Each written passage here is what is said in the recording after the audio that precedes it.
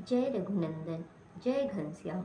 मैं आज आप लोगों को सुनाने जा रही हूँ श्री रामचरितमानस की उत्तरकांड की कथा, जिसमें प्रभु 14 वर्ष के वनवास के बाद रावण का वध करके अयोध्या में वापस आने ही वाले हैं।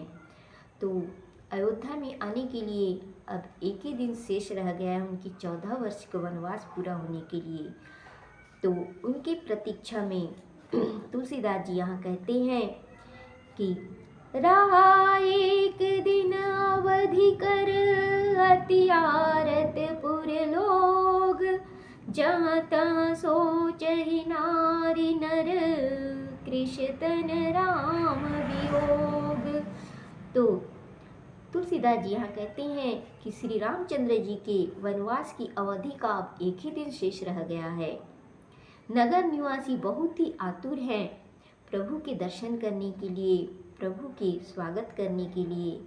तो भगवान के वियोग में जहाँ तहाँ लोग बैठे हुए सोच कर रहे हैं कि एक दिन कैसे कटे और कब प्रभु के दर्शन हों। इस प्रकार जो है सभी सोच कर रहे हैं। तो आगे कहते हैं, सगुन होहि सुंदर सकल मन प्रसन्न सब केर, प्रभु आगमन जनाव जनु नगर रम्य चहु फेर। तो तब जो है सुंदर शकुन सभी को वहाँ होने लगते हैं, अवधवासियों को, और सबके मन एकाएक प्रसन्न होने लगते हैं। नगर चारों तरफ से सुहावना होने लगता है। तो ये जो तीनों बातें हैं, लोगों को शुभ शकुन होना, लोगों का मन एकाएक प्रसन्न होना और नगर चारों ओर से सुहावना हो जाना, तो ये तीनों ही बातें जैसे सूचना दे रही हैं कि अब प्रभु आ रहे हैं। तो आगे कहते हैं, कौशल्यादि मातु सब मन आनंद अस होई, आयु प्रभु श्री अनुज जुत कहन चहत अब कोई। तो कौशल्या आदि सभी माताओं का जो मन है, उनके मन में भी ऐसा प्रतीति होता है, ऐसा आनंद उनके मन में भी समा जाता है कि सीता और लक्ष्मण जी सहित श्री रामचंद्र जी अब आ ही रहे हैं, ऐसा समाचार उन्हें कोई अब सुनाने ही वाला है। इस प्रकार से माताओं के मन भी जो है आनंदित होने लगता है। भरत नयन भुज दक्षिण फरकत बारहि बार, जानि सगुन मन हरस अति लागे करन विचार। तो भरत जी की दाहिने जो अंग है, भुजा है, वे भी फड़कने लगती हैं। तो शुभ शकुन जानकर भरत जी भी जो है मन में बहुत ही प्रसन्न होकर विचार करने लगते हैं कि अब अगले ही दिन प्रभु के आने का दिन है। 14 वर्ष का वनवास कटने में अब एक ही दिन शेष रह गया है। तो आगे तुलसीदास जी कहते हैं, रहेउ एक दिन अवधि अधारा, समुझत मन दुख भयउ अपारा, कारण कवन नाथ नहीं आयउ, जानि कुटिल की धौ मोहि बिसरायउ। तो तुलसीदास जी यहाँ कहते हैं कि भरत जी सोच कर रहे हैं कि भगवान के आने में अब एक ही दिन शेष रह गया है। तो यह समझते ही भरत जी को बड़ा दुख हुआ कि किस कारण से रघुनाथ जी अभी तक नहीं आए, क्योंकि अवधि का अब एक ही दिन शेष रह गया है उनके आने में और अभी तक वे नहीं आए। तो भरत जी के मन में बड़ा दुख उत्पन्न हो रहा है कि कहीं प्रभु मुझे कुटिल जानकर मेरा त्याग तो नहीं कर दिया, मेरी याद तो नहीं भुला दी, मेरी सुधि तो नहीं भुला दी प्रभु जी ने। तो आगे वो कहते हैं, आह धन्य लक्ष्मण बड़ भागी, राम पदार बिंदु अनुरागी, कपटि कुटिल मोहि प्रभु चिन्हा, ताते नाथ संग नहीं लीन्हा। तो भरत जी सोच करते हुए यहाँ कहते हैं कि यह लक्ष्मण जी कितने धन्य हैं जिन्हें प्रभु जी ने अपने संग में ले लिया है। अपने चरण विंदों का प्रेमी जानकर उन्हें अपने साथ रख लिया है। लक्ष्मण जी धन्य हैं जो भगवान जी के चरणार विंदों के वे प्रेमी हैं। प्रभु ने मुझे कपटी और खोटा जानकर मुझे अपने साथ में नहीं लिया, नहीं रखा। तो भरत जी आगे सोच करते हुए कहते हैं, जो करनी समुझे प्रभु मोरी, नहीं निस्तार कल्प सत कोरी, जन अवगुण प्रभु मान न काऊ, दीन बंधु अति मृदुल सुभाऊ। तो भरत जी यहाँ सोच करते हुए कहते हैं, जो स्वामी अर्थात श्री रामचंद्र जी मेरी करतूत को समझे तो करोड़ों कल्पों तक वे मेरा त्याग कर दे, मेरा निस्तार नहीं हो सकेगा। परंतु भगवान अपने सेवक के दोष को नहीं गिनते। भगवान श्री रामचंद्र जी अपने सेवक के दोष को नहीं पकड़ते हैं, नहीं मानते हैं। तो क्योंकि वे दीनबंधु हैं, दीनों पे दया करने वाले हैं और स्वभाव से वे बहुत ही कोमल हैं और इतने कोमल हैं कि वे अपने भक्तों के, अपने सेवकों के दोष को नहीं गिनते, नहीं मानते। तो आगे भरत जी कहते हैं, मोर जिय भरोस दृढ़ सोई, मिलहि राम सगुन शुभ होई, बीते अवधि रहि जाऊं प्राणा, अधम कवन जग मोहि समाना। तो भरत जी यहाँ सोच करते हुए मन में सोचते हैं कि मेरे मन में पक्का भरोसा है कि भगवान जी जरूर आएंगे, मुझे अवश्य मिलेंगे, क्योंकि शकुन जो है सभी अच्छे हो रहे हैं, शुभ शकुन हो रहे हैं। तो शकुन को विचार करें तो भगवान जी के मिलने का जो है सूचना ये दे रहा है। तो जो अवधि बीतने पर भी, 14 वर्ष पूरी बीतने पर भी भगवान जी यदि नहीं आते हैं तो जगत में मेरे समान और कोई अभागा नहीं होगा, कोई नीच नहीं होगा, कोई दुखी नहीं होगा। तो तुलसीदास जी यहाँ आगे कहते हैं, राम विरह सागर मह, भरत मगन मन होत, विप्र रूप धरि पवन सुत, आई गया जनु पोत। तो भगवान श्री रामचंद्र जी के वियोग में, वियोग रूपी अथाह सागर में डूबते हुए भरत जी के लिए जो है हनुमान जी नौका के समान हो जाते हैं। जब भरत जी श्री रामचंद्र जी के वियोग रूपी समुद्र में डूब रहे थे, तब जो है हनुमान जी ब्राह्मण का रूप पकड़कर वहाँ पर ऐसे आ गए जैसे जल में डूबते हुए को नौका का सहारा मिल गया हो। तो आगे कहते हैं, बैठे देखी कुशासन, जटा मुकुट कृष गात, राम राम रघुपति जपत, स्रवत नयन जल जात।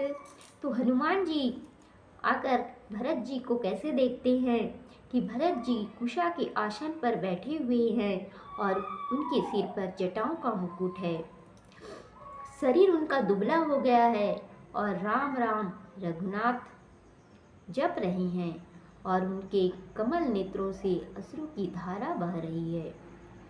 तो तुलसीदास जी कहते हैं, देखते हनुमान अति हरसेउ, पुलक गात लोचन जल बरसेउ, मन मह बहुत भांति सुख मानी, बोले श्रवण सुधा समबानी।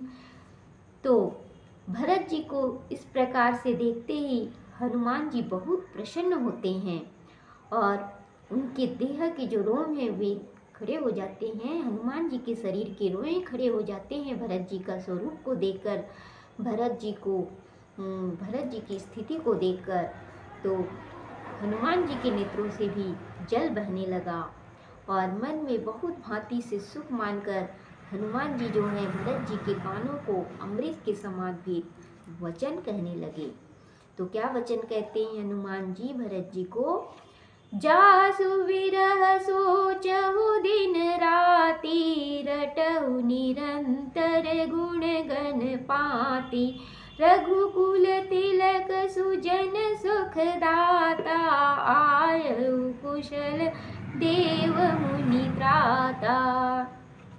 तो हनुमान जी भरत जी के कानों को अमृत के समान प्रिय वचन कहते हैं कि हे भरत जी, जिन प्रभु के वियोग से आप दिन रात दुखी हैं, दुबला हो रहे हैं, जिन स्वामी के गुणगणों के समूह को सदैव आप रट रहे हैं, वे ही रघुकुल के तिलक, सज्जनों को सुख देने वाले, देवताओं और मुनियों के रक्षक श्री रामचंद्र जी कुशल पूर्वक अब अयोध्या में आ रहे हैं, पधार रहे हैं। रिपुरन जीत सुजस सुर गावत, सीता सहित अनुज प्रभु आवत। सुनत बचन विसरे सब दुखा, त्रिसावंत जिमि पाई पीयूषा। तो जिनके सुंदर यश को देवतागण गा रहे हैं, वे प्रभु शत्रु को युद्ध में जीतकर सीता लक्ष्मण समेत अयोध्या में आ रहे हैं।